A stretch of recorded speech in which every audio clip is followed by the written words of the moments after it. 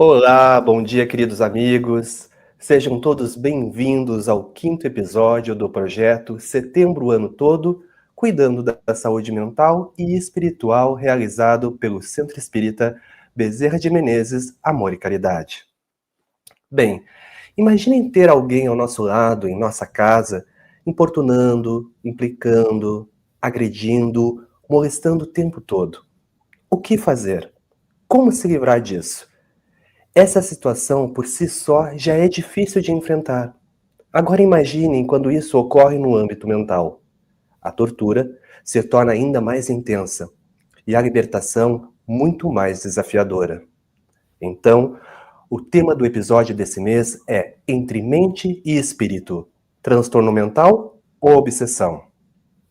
Vamos explorar então este assunto a partir de diferentes perspectivas, unindo os olhares da medicina e da espiritualidade, para entender então as suas causas e possíveis formas de tratamento e assim compreender aonde esses caminhos se cruzam. Lembre-se, você não está sozinho. Eu sou Patrick Ribeiro, trabalhador da doutrina espírita, integrante do grupo de voluntários do SEBMAC e estarei junto com a colega Thais explorando mais um tema importante. Bom dia, queridos amigos. Muito satisfatório estar aqui com vocês nesse novo episódio do nosso projeto. Meu nome é Thais, sou professora, psicóloga educacional e escolar e também sou voluntária no Centro Espírita Bezerra de Menezes, Amor e Caridade. Bom, para começar, nós vamos esclarecer um pouquinho o conceito de obsessão, já que para nós espíritas ele tem um significado muito importante e bem abrangente, né? No âmbito psiquiátrico, em se tratando de transtornos mentais, ele tem outros significados. Então, muitas vezes, um transtorno mental, ele é confundido com obsessão espiritual e vice-versa. E aqui nós vamos abordar também como diferenciar um do outro. Na psiquiatria, a obsessão é um sintoma que pode ser identificado em diversas enfermidades mentais, né? Caracterizando por pensamentos intrusivos, repetitivos, que causam angústia e vão interferir no funcionamento diário das nossas atividades. Ele pode ser um componente de transtorno obsessivo-compulsivo, de transtornos de ansiedade, de quadros psicóticos e podem também estar vinculados com a esquizofrenia. Um transtorno mental, antes de mais nada, ele denota um comprometimento da pessoa, melhor dizendo, do espírito, que reencarnou trazendo sequelas de desvios graves do passado e que se resumem no atual corpo físico, com as limitações e perturbações de várias ordens. Assim, a gente conclui que sempre haverá um motivo espiritual relacionado com o transtorno mental, além, é claro, das influências que atraímos. O passado, mesmo em se tratando de outras vidas, ele serve para a gente entender e não para justificar os comportamentos do presente. Outra situação que está relacionada com a obsessão são os casos de delírios e visões, onde, em muitos casos, se precipitam dizendo que a pessoa enferma está sendo obsediada. Isso ocorre normalmente em casos de esquizofrenia, mas não quer dizer que todos os distúrbios esquizofrênicos tenham essa gênese. A doença é um mecanismo expurgatório, através do qual são eliminadas as cargas de energia perturbadora que foram assimiladas pelas ondas do ódio, da traição, de crimes de qualquer natureza e que permaneceram produzindo distonia interna, até se expressar na indumentária corpórea. O mesmo vai ocorrer no que se diz respeito ao indivíduo psíquico, porquanto compromissos graves, por exemplo, na área moral, se transformam em dolorosos processos de inquietação, em decorrência da consciência de culpa fixada no seu mundo íntimo, ou transtornos neurológicos, psicóticos e de variadas denominações. Então, entender um indivíduo psíquico é entender o ser humano do ponto de vista da sua mente, da sua psique. Isso implica que nós temos que analisar os seus pensamentos, as emoções, os comportamentos e a forma como esses se interligam e influenciam nas vidas, podendo ser aplicado a qualquer ser humano, enfermo mental ou não, né? Então, estudo sobre a mente e o espírito de Sueli Caldas Schubert não nega a existência das distonias mentais em que haja presença de espíritos provocando ou agravando o quadro mental do paciente. Bem pelo contrário, o objetivo do estudo é exatamente evidenciar essas questões e vamos encontrar esse pensamento também em muitas obras da literatura espírita, desde André Luiz até Alexander Moreira nos dias atuais. O Dr. Bezerra de Menezes, no livro Recordações da Mediunidade, ele responde a Ivone do Amaral sobre doenças vinculadas a problemas espirituais, dizendo que nem todas as doenças mentais têm origem na obsessão, embora sejam de origem psíquica. Os sentimentos de um desencarnado, eles vão atingir intensidades indescritíveis, se esse ser ele não for bastante equilibrado ou evoluído para se conduzir de uma maneira normal. Então, a gente deve ter em mente que o perispírito é ligado ao corpo físico na encarnação por uma rede de vibrações nervosas, e a este governa como potência equilibradora. Assim sendo, ele vai carregar para todo o corpo que habitar as predisposições para o acentuado desequilíbrio nervoso, as intoxicações magnéticas, que mais tarde poderão vir a resultar em doenças mentais, onde até visões do passado irão existir, ao choque de uma possível fadiga mental, de uma emoção forte ou até mesmo de excessos de qualquer natureza. No entanto, ele é obsediado apenas pela sua memória profunda que vinculou a sua personalidade humana.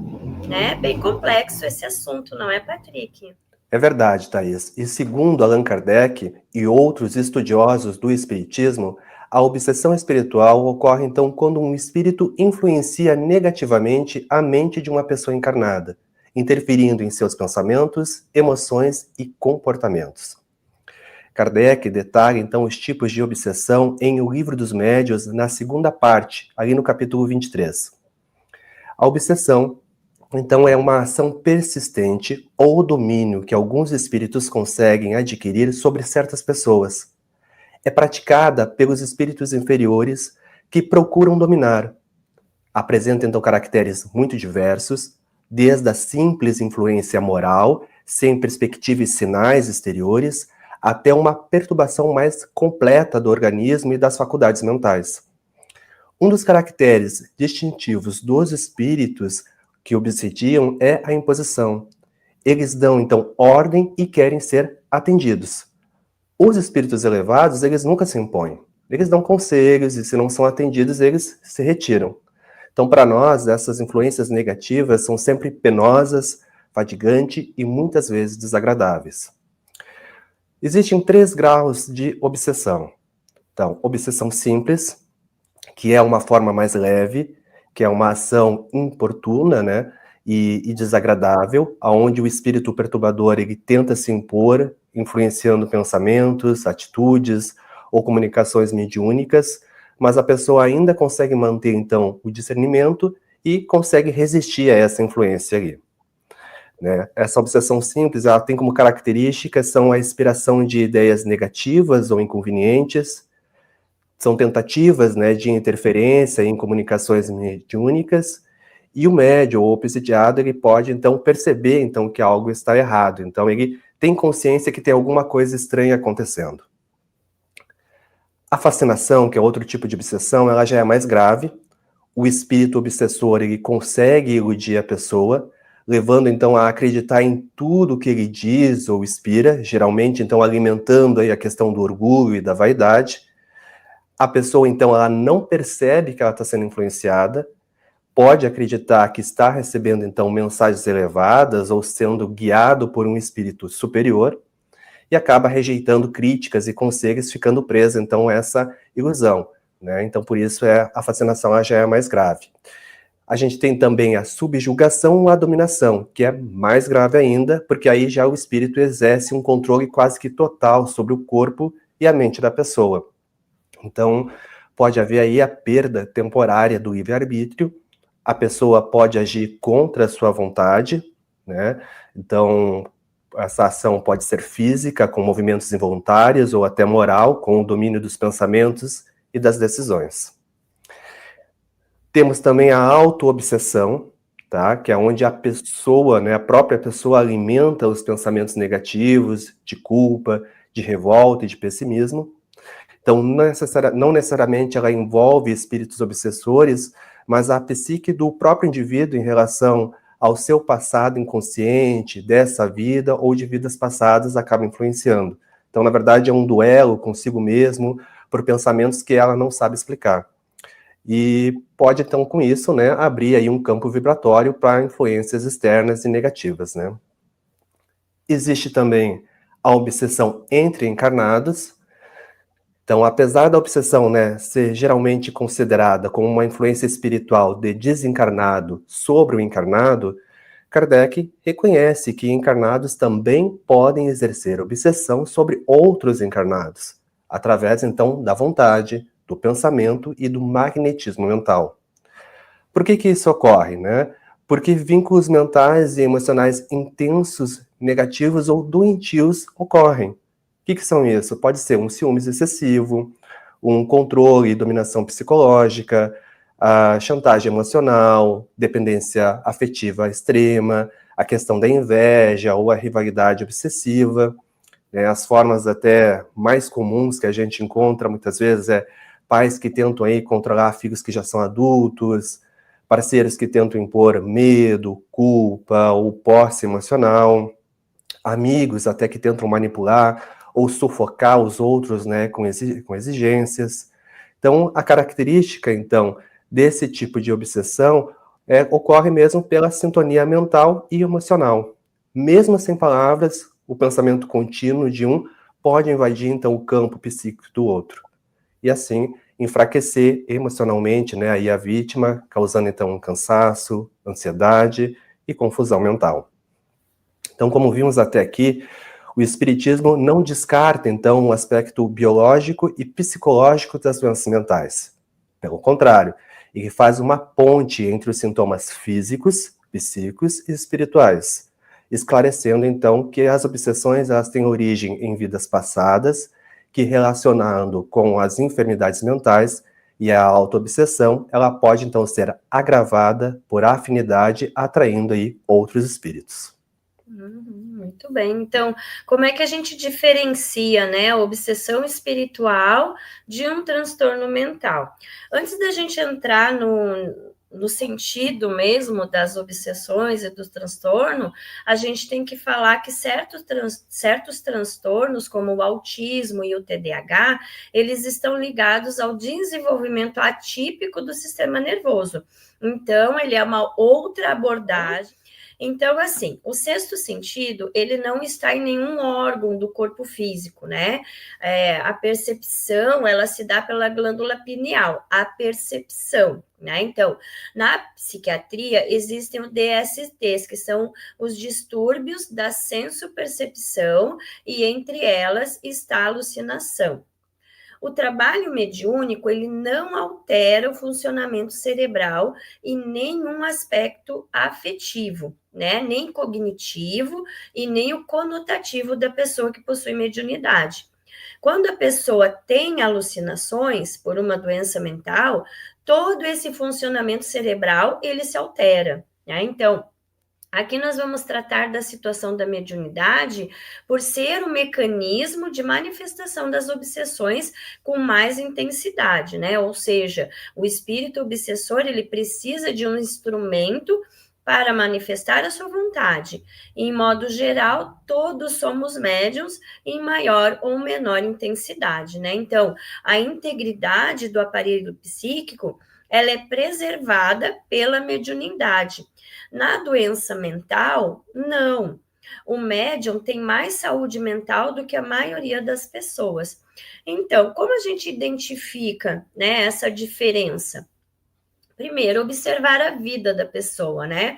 A evolução e a relação dela com o ambiente é que vai detectar se a pessoa tem um transtorno mental ou se é mediunidade, né? Então, se é uma doença alucinatória, a progressividade da doença, ela é muito clara. E as perdas das funções psíquicas, que são dificuldade de memória, atenção, né, linguagem, alteração do humor, mudança de comportamento, dificuldade de manifestar as emoções, né, o comportamento social e a consciência, eles são todos alterados. Então, o médium, quanto mais ele exerce a mediunidade, mais a mente dele fica clara e ele amadurece, não só emocionalmente, mas também neurologicamente, né? Então, quando a pessoa ouve vozes e essas vozes elas são coerentes com aquilo que ele está falando, isso não perturba o trabalho psíquico. Então, é mediunidade. Né? Então, quando a pessoa começa a mocitar, que é falar entre os dentes, né, cochichar, mover os lábios sem articular palavras, falando sozinha, né, mas ela fala, não sabe com quem está falando, não sabe o significado daquilo que está falando, não tem uma estrutura mental, né? Então, o que é dito são coisas que não tem nada a ver com um enriquecimento espiritual, não tem um sentido. Então, não é mediunidade, é uma alteração no funcionamento do cérebro, né? Então, a alucinação, ela pode conter os sintomas de visão, audição, tato e olfativa, da mesma maneira, mas a patologia causa prejuízo para a pessoa e ela não se questiona sobre o que está acontecendo, né? No início do desenvolvimento mediúnico, pode acontecer, sim, de um desconforto, né? Principalmente quando o médium não aceita as orientações. Mas essa sensação de desconforto não faz parte de uma doença, é apenas o processo de adaptação da sua condição mediúnica. Portanto, todos os sintomas que aparecem em enfermidades mentais, se confundindo com o diagnóstico, é preciso que tenha atenção e a percepção de buscar ajuda, tanto psiquiátrica quanto espiritual. Muitas vezes as pessoas procuram as casas espíritas para que se digam que não possuem uma enfermidade mental. Ou, por outro lado, pessoas que não querem um compromisso mediúnico e buscam o diagnóstico da enfermidade por medo, né? Ou incompreensão do seu compromisso espiritual. No livro A Loucura sobre o Novo Prisma, Bezerra de Menezes conta a história de seu filho, onde um espírito obsessor, que esteve durante muito tempo, né, em uma fusão simbiótica cerebral, alertou que a sua saída iria deixar o filho sem energia e que ele estaria em um embotamento afetivo irreversível, levando seu filho a uma enfermidade mental. Assim, muitas vezes, a obsessão sendo resolvida, permanecem todos os danos físicos que foram instaurados, sendo necessário o tratamento da doença mental que possui os mesmos sintomas da obsessão. Portanto, gente, a obsessão, ela pode sim causar um transtorno mental, que a princípio vai alterar o emocional, depois ela se torna um transtorno psicológico, e se ocorre a lesão no cérebro, pode evoluir para um transtorno mental, que nesse caso é irreversível. Então, a gente tem que tomar muito cuidado, né? E onde os caminhos se cruzam? A confusão entre transtornos mentais e obsessão espiritual pode ocorrer em contextos onde a fé tem um papel importante. Daí, então, traçaremos algumas observações relevantes que, por vezes, podem ser, então, confundidas com manifestações ou influências espirituais. Vamos colocar aqui alguns exemplos de transtornos. Transtorno obsessivo compulsivo. São comportamentos, então, compulsivos, onde o paciente tenta se defender de sua realidade interior, facilitando, assim, a ação obsessiva espiritual. A psiconeurose, que é uma simbiose onde os espíritos anestesiam ou infantilizam as mentes menos aptas ao autocontrole, podendo evoluir para um episódio, assim, epilético. Tem a síndrome do pânico, que são aqueles ataques intensos, né, mais esporádicos, recorrentes, de extrema ansiedade, né, com sintomas físicos ali desagradáveis, que também podem facilitar a ação obsessiva espiritual. O transtorno afetivo bipolar, que são aquelas oscilações extremas de afeto ou humor que variam entre episódios de mania ou hipermania, quer dizer, aquela euforia intensa, aquela energia elevada, né, ou impulsividade, ou até mesmo depressão. Tem a esquizofrenia, né, que podem apresentar, então, alucinações, delírios, dificultando a pessoa aí em diferenciar a realidade da percepção espiritual ou dos sintomas propriamente aí ditos. Então, além desses, aí existem vários outros transtornos, então, que podemos relacionar aos processos obsessivos, sendo esses, então, apenas aqui alguns exemplos. A espiritualidade, então, pode auxiliar no tratamento, mas ela não substitui o acompanhamento médico e psicológico. O ideal é adotar uma abordagem integrativa, respeitando crenças, mas promovendo um tratamento científico adequado. Para tanto, é necessária uma ação em conjunto do médico psiquiatra e da casa espírita. Julgar que uma pessoa enferma mental é médium é ser irresponsável, pois, como vimos, as alucinações, visões e obsessões podem ser sintomas do transtorno. Não se deve, em nenhum caso, nas casas espíritas ou em qualquer templo religioso, tratar a questão como uma mediunidade.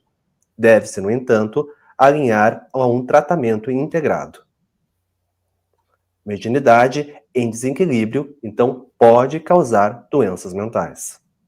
E é muito séria essa questão, e aí a gente vem com uma abordagem da família, né? O que a família pode fazer para auxiliar, né? Então, a família a gente sabe que é o alicerce emocional e afetivo, né, mais próximo de uma pessoa. Quando alguém enfrenta algum transtorno mental e vive, né, esse peso de uma obsessão, é dentro de casa, nas relações mais íntimas, que os primeiros sinais são percebidos, e o acolhimento sem julgamento pode, né, ou deveria acontecer. Então, a família pode ajudar na identificação desses sintomas, incentivar a busca pelo tratamento profissional, apoiar as rotinas de cuidado com a medicação, as consultas, os hábitos saudáveis, né? Evitar julgamentos, porque um transtorno mental não é fraqueza, não é escolha, né? Então, muitas vezes, dado como loucura também, a gente tem que tirar, né, esse pré-julgamento, esse rótulo, quando a gente precisa procurar uma ajuda psiquiátrica. Muitas vezes a família não entende a gravidade, acha que é coisa da cabeça, ou exagero. Por outro lado, não se deve olhar com dó, né? Pois isso diminui a pessoa como um indivíduo. Então, o apoio familiar, ele começa com a validação da dor do outro, né? Reconhecer que para aquela pessoa, aquele sofrimento, ele é real e, por muitas vezes, muito intenso. Então, a rede de apoio à família pode contribuir com o saber escutar, oferecer ajuda, né, sem impor, conscientizando a necessidade do tratamento, porque tudo que é imposto não é legal para a pessoa, ela tem dificuldade de aceitar, né? Então, por isso, o não julgamento nessa situação, ele é fundamental para que a pessoa se sinta à vontade de aceitar essa ajuda. E aí buscar informações sobre o transtorno para participar, né, de terapias familiares, quando for possível, trabalhar a própria saúde mental, né? Porque cuidar de quem cuida também é essencial. E também é comum que as famílias se culpem, né? Ou culpem o outro pela condição. E isso só agrava o sofrimento, né? O melhor caminho é a empatia, é o perdão, o esforço conjunto para buscar essa ajuda. A obsessão espiritual e os transtornos mentais isolam, né? Mas a família aproxima. Então, o amor da família, a rede de amigos, sustenta o processo de cura, mesmo sem todas as respostas, né? Com muita paciência, com muito afeto e a presença de todos os envolvidos, né? A convivência com alguém com transtorno mental ou sobre obsessão espiritual também é uma prova ou uma missão dos familiares, né? Que pode envolver reencontros espirituais, onde espíritos ligados por débitos do passado em processo de reconciliação ou de reparação de alguma situação. Pode ocorrer a oportunidade de desenvolvimento de virtudes, né, como a paciência, a tolerância, o amor, a renúncia, né, e o serviço.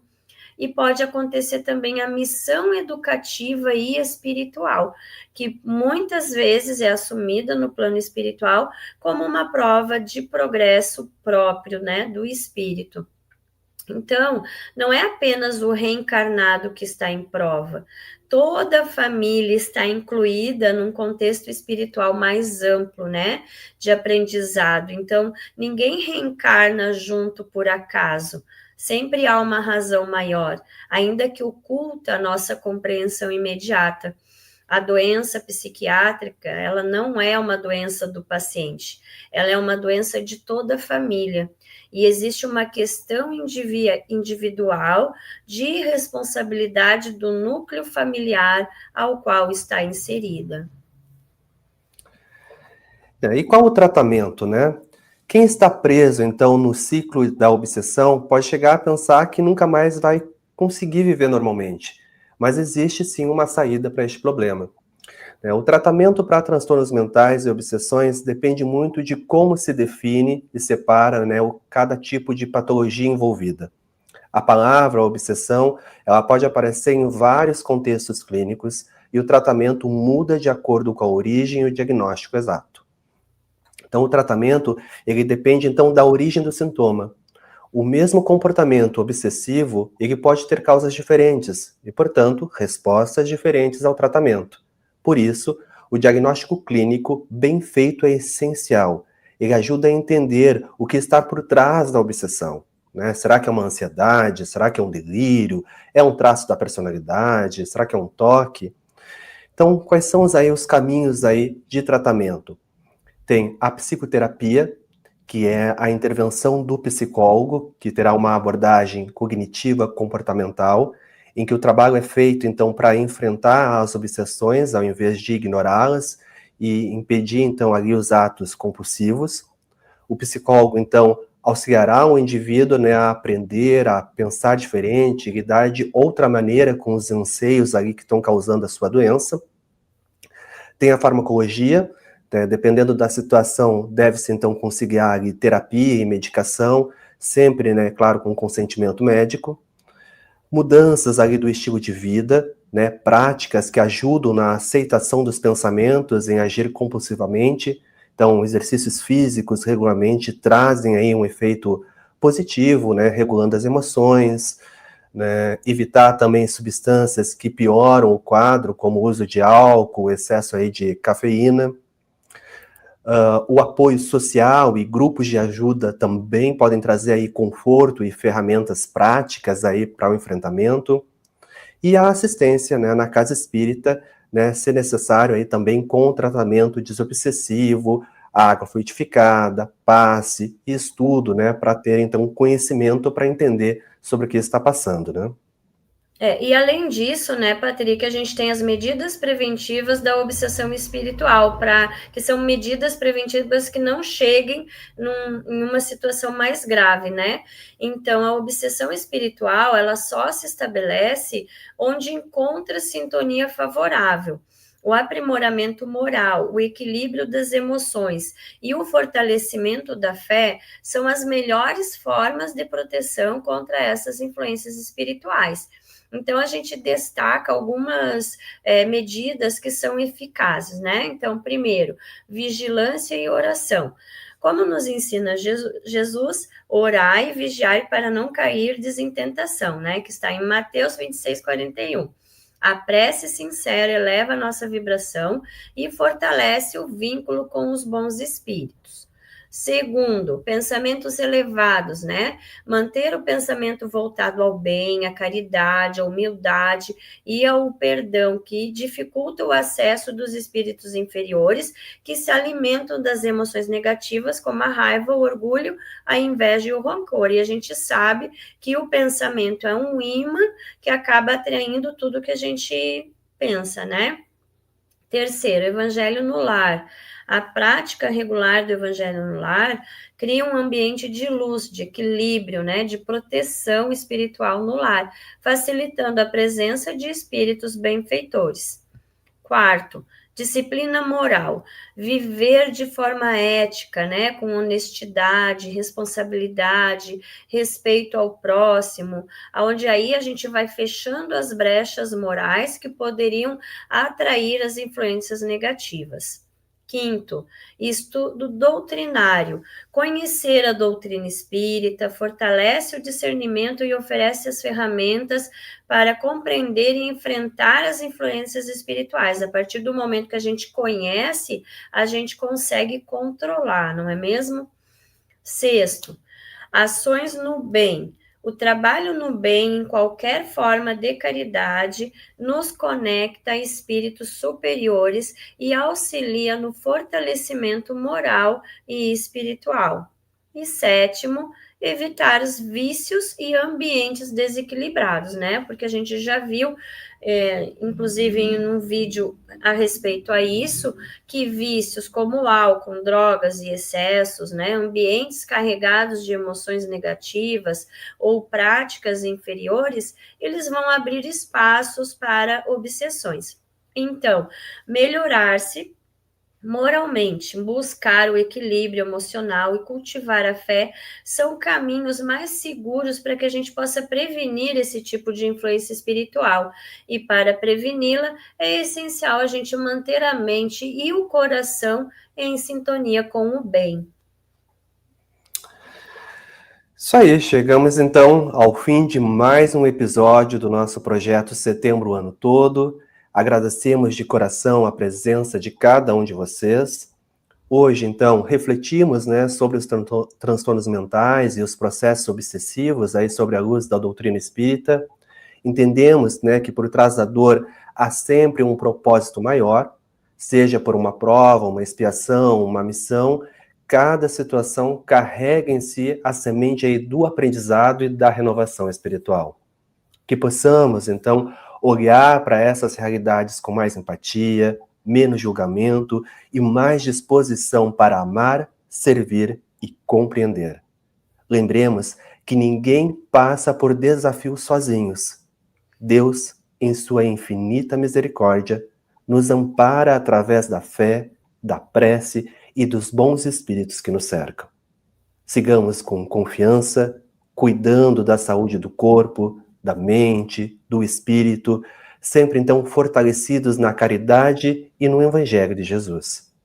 Que a luz, a paz e a serenidade estejam com todos. E até o próximo encontro. Lembre, você não está sozinho. E eu aproveito para convidá-los a assistirem os episódios anteriores e, se ainda não fizeram, curtir, comentar, compartilhar com quem precisa e se inscreverem no canal também, né? Assim vocês continuam conosco nessa jornada de cuidado, aprendizado e reflexão. Esse vídeo faz parte de uma série mensal em que abordamos diferentes temas ligados à saúde mental, suas formas de prevenção e a importância do acolhimento, sempre sobre a luz esclarecedora da doutrina espírita. Marque as notificações para receberem os nossos próximos vídeos. Fique agora com a nossa meditação guiada. Conexão com o anjo da guarda, que tem como objetivo principal fortalecer a sua ligação espiritual com essa presença protetora e orientadora, promovendo paz interior, intuição e o amparo emocional, fortalecendo a percepção de que você não está sozinho, especialmente em momentos difíceis. Fiquem com Deus e até o próximo vídeo. Seja gentil com as pessoas, quase ninguém está bem.